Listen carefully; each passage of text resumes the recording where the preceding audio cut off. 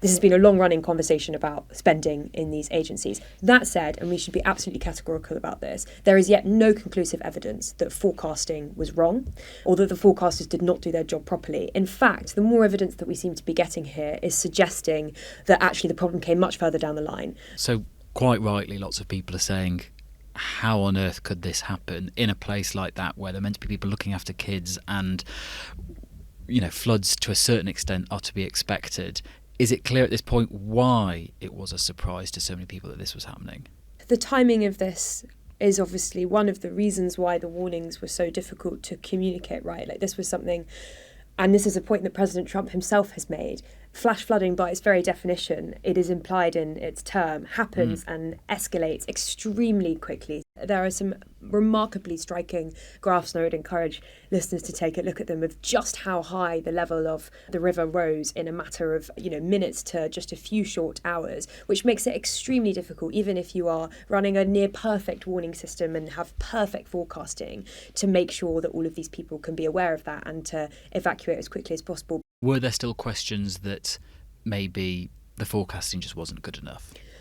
So this has been a raging debate since really the worst of this emerged. There are Democrats who are calling for an investigation because they say, look, there have been cuts to the National Weather Service, which of course is the chief forecasting agency in cases like this. In a letter sent today to the Commerce Department's acting inspector general, Schumer said, quote, I urge your office to immediately investigate whether the staffing shortfalls at NWS offices in Texas and across the country played a role in exacerbating the impact of this deadly flooding event. So the Trump administration cut or retired almost 600 employees at the NWS. That's 15% of the workforce as part of that drive to reduce the waste in federal departments. And when you say cut waste, is that Doge and our friend Elon Musk? That's our friend Elon Musk and Doge indeed. And I mean, it's not just this, it's also the wider emergency relief landscape in federal government. So FEMA, the Federal Emergency Management Agency, being one of those that's been kind of on the front line of all of this reporting on the cuts. So in January, he signed an executive order that looked at revamping that agency. And he's also spoken before about getting rid of the agency altogether. Now, that's something on Sunday that he said we can talk about later. But one of the reasons I think why some Democrats instinctively move towards looking at this as a reason is because this has been a long-running conversation about spending in these agencies. That said, and we should be absolutely categorical about this, there is yet no conclusive evidence that forecasting was wrong, or that the forecasters did not do their job properly. In fact, the more evidence that we seem to be getting here is suggesting that actually the problem came much further down the line, that it was not the fact that these forecasters had lost their jobs, or even, I should say, there's an isolated case in one of these two offices that are relevant of one of the kind of coordinator roles being vacant.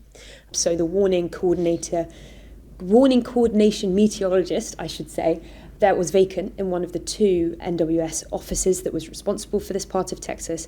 Even in that case, that particular role is supposed to organise coordination months and weeks in advance of things like this. It's not kind of a frontline role where you would expect it to have an immediate impact.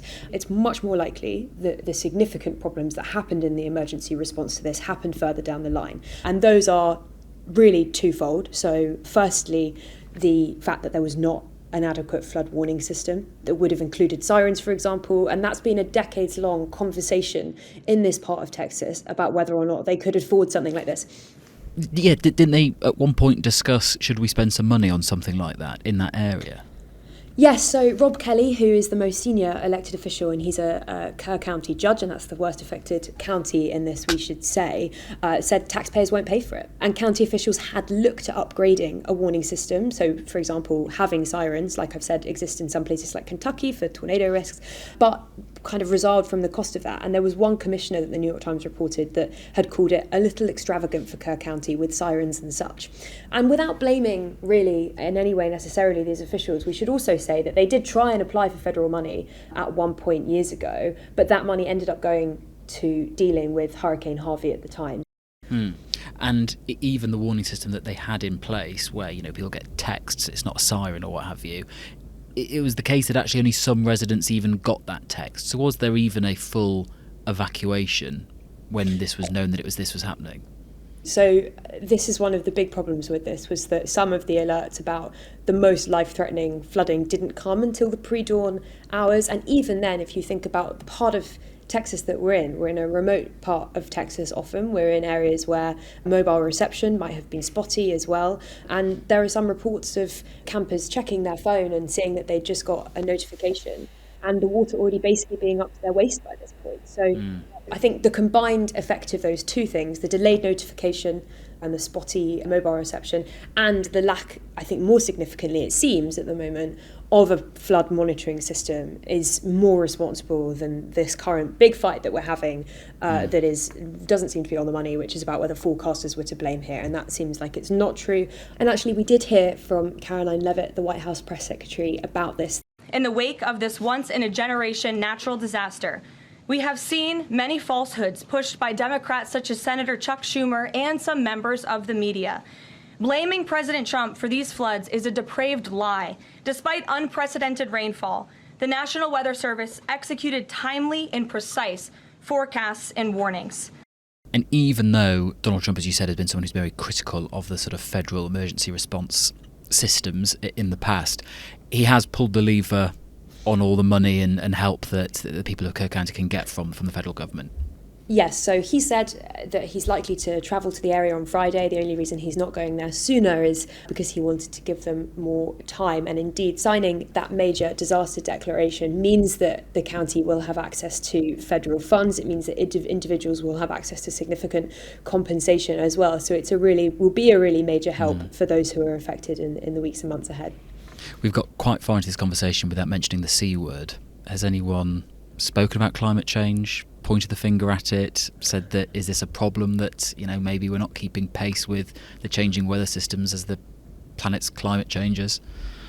There have been criticisms that, generally speaking, that forecasters perhaps aren't keeping pace with climate change, that this is causing an increasingly greater number of violent storms. But I think in this case, the agency response to this and the fact that we have such a glaring example of local and state systems and warning systems not being in place, that has proved a much bigger focus in the hours since than this discussion about climate change. That's The Story from The Times and The Sunday Times. Listen and follow wherever you get your podcasts.